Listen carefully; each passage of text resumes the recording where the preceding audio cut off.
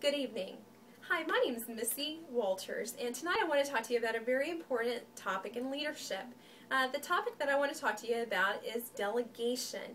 Delegation responsibilities for leaders is often a very hard concept to deal with. The first reason being that often leaders have a hard time delegating responsibilities because what if the person they hand off the responsibility to does not do a very good job? Maybe they won't get the task done on time. They know that if they do the task, it's going to be done. It's going to be done to their standards, and it's going to be done on time. Second, a lot of times leaders have a hard time handing off responsibility for a project because what if somebody, by some odd chance, that individual they're handing off the project to does a much better job than them? That would be very embarrassing. And then additionally, who knows, maybe somebody might take notice higher up and decide that that employee is doing a better job and that leader is dispensable. So a lot of times it's out of fear. Today I want to talk to you, give you some hints on exactly how to delegate responsibilities. This will be a step-by-step process to give you a roadmap for success in delegation. The first way to delegate responsibility is to delegate responsibility to just one person. I know that I worked for a nonprofit at one time and I learned this lesson. I delegated the responsibility, I was a fundraiser at the time, and delegated the responsibility for collecting information on donors to two separate people. These two separate people had a hard time communicating, and I soon learned after about 2 weeks of waiting for the information in an Excel spreadsheet that these individuals were not communicating, and ended up that I had to let one of them go and just assign all the tasks to one person. So when you're delegating responsibilities, you just need to do it to one person. Second off, it needs to be the right person. A lot of times, for example, for the fundraising for the nonprofit, why would I delegate the responsibility of an Excel spreadsheet to somebody that had no knowledge of computers? There are right people for certain duties and wrong people.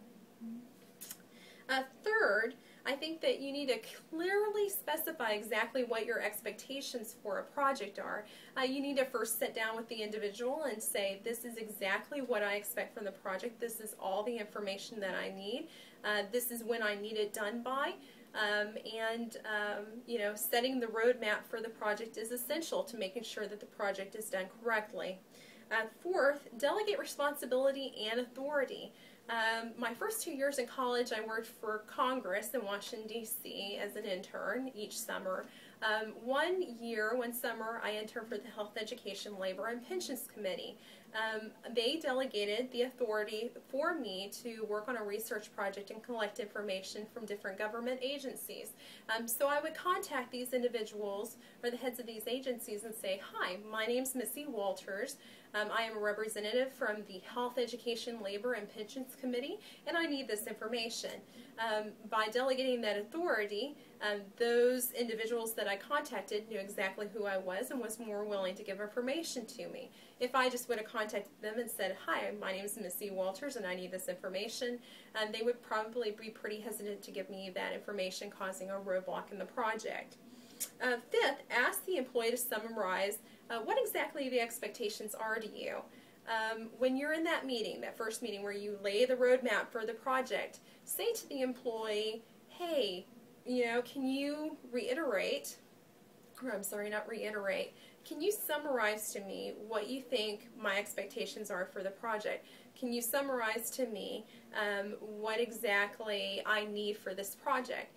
And then, you know, if they do not understand the project entirely, you will know and you will be able to provide that additional instruction to them. Six, get ongoing, non-intrusive feedback about progress on the project. Schedule weekly meetings. The individual might need weekly meetings. They might need monthly meetings, depending on how long this project is, or they might even need daily meetings. Just being able to track their progress, not to micromanage, but to see exactly how they're doing in the project is essential. 7, maintain open lines of communication. Make sure the individual knows they can come to you no matter what. If they have a question, not to feel embarrassed, but to come to you because you want to make sure that this project stays on track. 8, if you are not satisfied with the project, how the project's going, don't yank it from the employee immediately. Go ahead, maybe that employee, you're having weekly meetings. Maybe you need to have daily meetings with that individual. Not to micromanage, but to make sure that the project does get done on time. And then 9th, reward performance for the employee. I cannot tell you how important this is. I know that in my current position, a lot of times I feel as though I get told every time I do something wrong instead of additionally being told when I do something right. I think it's so important. It raises employee performance when they do feel that they're rewarded for extraordinary performance. And so, in conclusion, delegation can be such a helpful idea for leaders to learn. And I hope that you will take this roadmap for success for delegation and run with it. So I hope you've enjoyed my presentation today, and if you have any questions, please ask.